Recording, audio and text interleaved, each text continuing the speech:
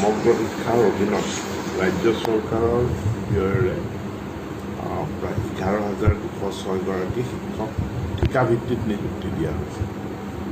2020 চনত অসম চৰকাৰে সিদ্ধান্ত লৈ এই ঠিকাভিত্তিক শিক্ষকসকলৰ চাকৰি নিয়েৰ ৰেগুলাৰাইজ প্ৰায় নিয়মীয়া কৰে, অৰ্থাৎ 60 বছৰ বয়সলৈকে তেওঁলোকৰ চাকৰিৰ গেৰাণ্টি প্ৰদান কৰে আৰু আৰপি মতে তেওঁলোকক দৰমহা দিয়াৰ সমহাৰত দৰমহা দিয়াৰ সিদ্ধান্ত গ্ৰহণ কৰে।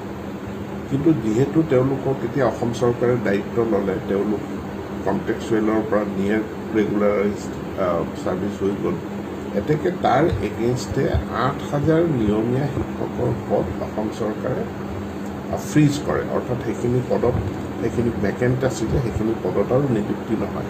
কাৰণ যদি নিযুক্তি হৈ যায় তেতিয়াহ'লে ডাবল হৈ যাব শিক্ষকৰ সংখ্যাটো।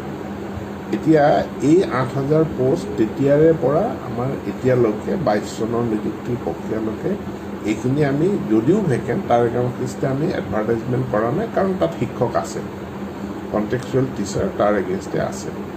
কিন্তু ইয়াত আমাৰ এটা ফিনেন্সিয়েল ডিচিপ্লিন যাতে নন ডুপ্লিচিটি নহয়, অসম চৰকাৰৰ বাজেট দুজনত যাতে দৰমহা ওলাই নাযায়, তাৰ কাৰণে এতিয়া চৰকাৰে সিদ্ধান্ত গ্ৰহণ কৰিছে যে এই 8,000 পোষ্ট আমি এবলিছ কৰিছোঁ।